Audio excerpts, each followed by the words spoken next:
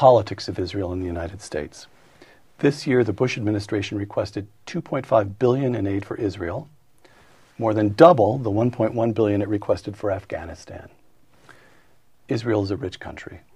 We opened this interview by talking about what a miracle the state of Israel is after 6 decades. The prosperity, the technical prowess. Afghanistan is a poor country. Why should we support Israel at such high levels? And why should we support Afghanistan at such a high level as well? I'm against it. I think that this aid, now at such a high level since 1980, is a mistake. It is very costly to Israel. 1980 because of the Camp David Accord, right. It is costly to Israel in terms of public opinion in this country, which is resentful, in terms of the inevitable implications of getting aid, which are negative for Israel. That is to say, they become to some extent a client state. Or you're talking about the psychological effect on Israeli psychological, public? The sense of dependency? Governmental. It just is not a good thing. I believe in foreign aid for 2 purposes, and neither Israel nor Afghanistan fit that definition, or those 2 definitions. One would be emergency, blankets and soup. Humanitarian aid. Yeah, when there's some disaster, you come in and you help people. The tsunami. Right. All right. And the second is, to put it brutally, to bribe when we want to get something. And the way to get it is to pay for it.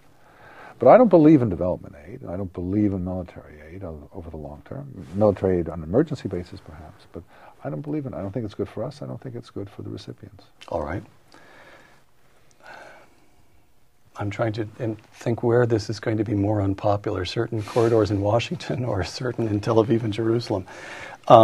The now notorious John Mearsheimer and Stephen Walt, writing in their recent book, The Israel Lobby and U.S. Foreign Policy, quote, "Support for Israel is undermining relations with other U.S. allies, helping inspire a generation of anti-American extremists, and complicating U.S. efforts to deal with a volatile but vital region." I'll give you plenty of time to knock down the premise if you'd like to, but here's the question, or another piece of the premise. In short, the largely unconditional special relationship between the United States and Israel is no longer defensible on strategic grounds, close quote. As I said, they're notorious, and I know you have opinions about them, and I want to feel free. But they're getting at something, which is realpolitik time. What's in it for us? Why is it in the interest of the United States to have such a close relationship with Israel? Walt and Mearsheimer have a somewhat primitive point of view that goes back to the 1950s, when there was an assumption that either you're with the Israelis or you're with the Arabs. It's zero sum. If you're friendly with Israel, you lose the Arabs.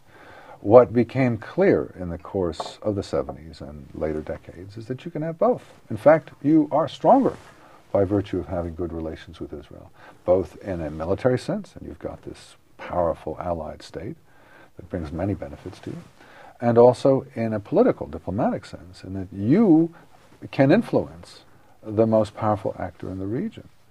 And we have benefited from that. So this notion that the better your Israel ties are, the worse your Arab ties are, is primitive and inaccurate. We have flourished by having both. We are all the stronger for having good ties with both sides. All right. What would happen, one hears this again and again, although it tends to be sub rosa because it's so, it's not politically incorrect, but it's incorrect. The notion that if only we backed away from Israel, suddenly things would get better between us and the Arabs. Give me the scenario if we did back away, we reduced aid, we took various steps, we visibly placed greater pressure on Israel to do what various Arab nations want us to do with regard to the Palestinians, although I know the aims there and desires are conflicting. But play out how we would be weaker if we backed away from Israel. Would be weaker in two senses. First, our standing in the Arab world would go down because we would lose influence in Israel. And secondly... Explain that. Well, as I just suggested before, our influence over Israel is a source of strength vis-a-vis the Arabs. All right.